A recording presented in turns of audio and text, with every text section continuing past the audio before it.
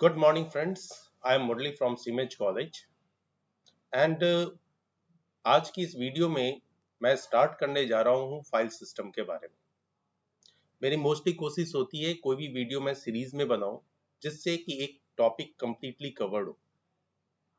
इस file system के ऊपर वीडियो बनाने का मेरा मोटो ये है कि हम अपने कंप्यूटर सिस्टम या कंप्यूटर सिस्टम जैसी किसी भी डिवाइस में अगर हम अपना डेटा स्टोर करते हैं तो वो स्टोर कैसे होता है, उसके पीछे क्या लॉजिक है, उसमें क्या-क्या चीजें यूज होती हैं और अम, इसे मैं प्रैक्टिकली भी आपको प्रूव करके दिखाऊंगा बहुत सारी चीजों को कि अगर कोई बात ऐसी है तो क्यों है, कैसे है।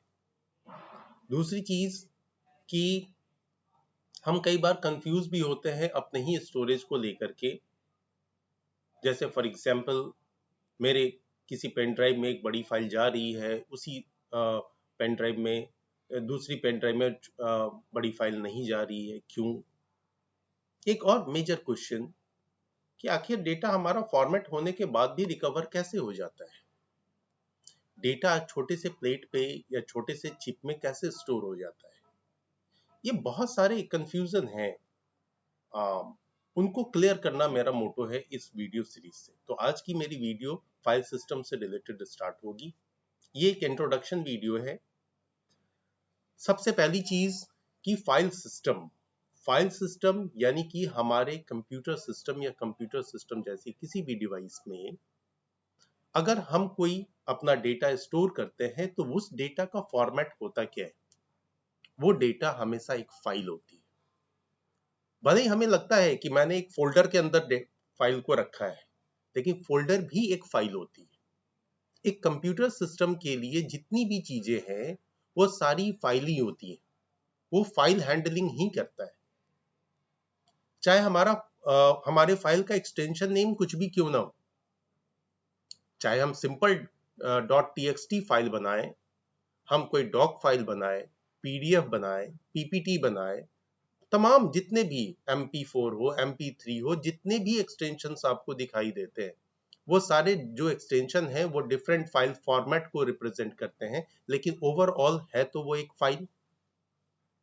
अब इस फाइल को हमें किसी स्टोरेज मीडिया पे, चाहे वो हमारे कंप्यूटर सिस्टम की इनबिल्ट स्टोरेज मीडिया हो, एक्सटर्नल मीडिया हो, सिंपल हमारा पेन ड्राइव हो, कोई भी एक्सटर्नल हार्ड ड्राइव हो, हमारे फोन का स्टोरेज हो, या कोई भी ऐसी डिवाइस जिसमें कि स्टोर होता हो डेटा, आखिर डेटा उसमें रखना यानी कि फाइल को रखना। अब ये फाइल अगर स्टोर हो रही है तो किस तरीके से स्टोर होती है। फाइल की साइज तो छोटी बड़ी होती है। अब ये छोटी बड़ी फाइल को सिस्टम कैसे रखता है, और रखना ही इंपॉर्टेंट नहीं है। रखने के साथ साथ हम जब चाहते हैं तब उस फाइल को एक्सेस भी कर लेते हैं। वो फाइल एक्सेस कैसे हो जाती है। हम कोई मॉडिफिकेशन करते हैं, मॉडिफिकेशन वाइज उसमें चेंजेस हो जाते हैं, पुरानी चीजें डिलीट हो जाती है। डेटा डिलीट की अगर बात करें, डेटा डिलीट हो गई, उसके जगह हम दूसरी डेटा रख सकते हैं। ठीक है। तो ओवरऑल हमारा पूरा का पूरा जो कंप्यूटर सिस्टम है वो हमारे डेटा को एक पर्टिकुलर स्टोरेज डिवाइस पे स्टोर करता है। अब स्टोर करने के लिए जरूरी है कि एक ऐसा सिस्टम होना चाहिए जो सिस्टम हमारे फाइल्स को प्रॉपरली मैनेज करे। जब सारी चीजें एज अ फाइल ही हैं तो उन्हें प्रॉपरली मैनेज भी करना चाहिए। इस मैनेजमेंट पॉइंट ऑफ व्यू से हमारे कंप्यूटर में operating system wise different different तरीके के फाइल सिस्टम होते हैं, डिफरेंट टाइप्स के। वो क्या है, जैसे इस साइट में आपको दिखेगा कि अगर मैं विंडोज की बात करूं, ये विंडोज की बात करूं तो विंडोज के केस में FAT12, FAT16, FAT32, EXFAT, NTFS, REFS ऐसे फाइल सिस्टम यूज होते हैं। दरअसल में ये डिफरेंट डिफरेंट मेथड है, डिफरेंट डिफरेंट तरीका है जिसमें हम फाइल को अपने स्टोरेज डिवाइस पे कैसे स्टोर करें, ये डिफाइन होता है। अगर किसी भी इनमें से किसी भी फाइल सिस्टम का यूटिलाइज करते हैं तो फाइल सिस्टम के प्रॉपर्टी के अकॉर्डिंग हमारे फाइल के डिफरेंट इंफॉर्मेशंस एक्यूमुलेट होते हैं।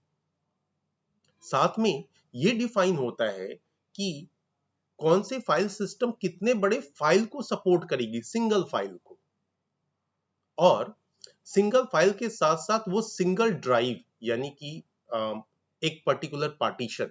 आप अगर कंप्यूटर यूजर हैं तो आपको ये बात समझ में आ रही है कि पार्टीशन कहने का मतलब आप जो C drive, D drive, E drive में डेटा रखते हैं, तो उस पार्टीशन में डेटा को कैसे वो पार्टीशन की साइज कितनी बड़ी होनी चाहिए, कितना वो सपोर्ट करेगा, उस पार्टीशन में कितना बड़ा मैक्सिमम फाइल जा सकता है, एक सिंगल फाइल, ओवरऑल उस स्टोरेज का कितना साइज होगा, ये डिफाइन करता है ये डिफरेंट फाइल सिस्टम।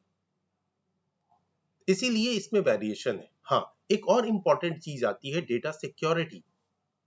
ये फाइल सिस्टम ही डेटा सिक्योरिटी का भी ख्याल रखता है।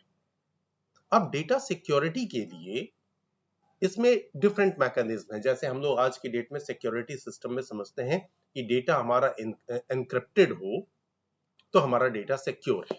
जैसे आप व्हाट्सएप भी यूज करते हैं, वहां भी वो बार बार मैसेज देता है end to end encryption.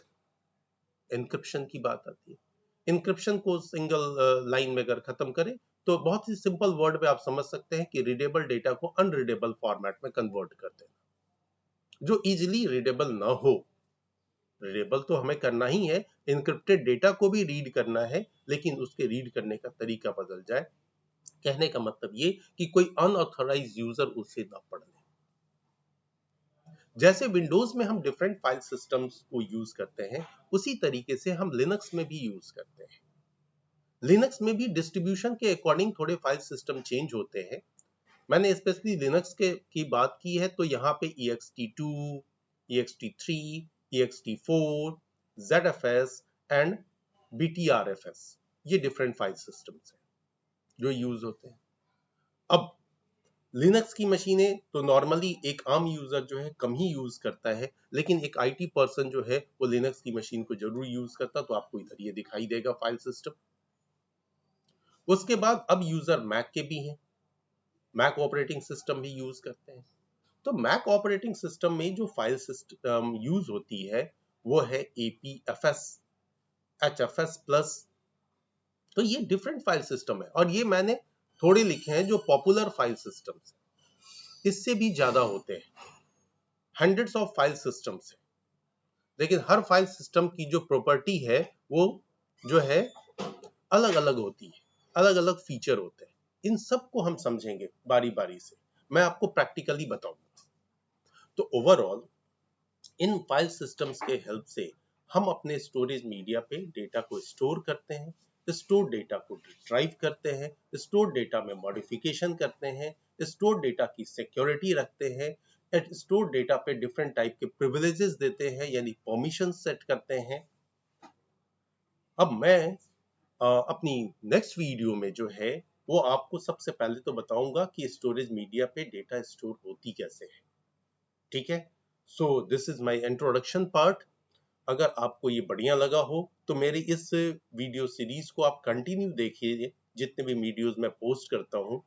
Gradually you will learn कि आखिर ये पूरा का पूरा स्टोरेज का गेम है क्या। सो फाइनली अगर आपको पसंद आया हो तो इसे लाइक करें, अपने फ्रेंड्स को भी शेयर करें। Thanks for watching. Thank you very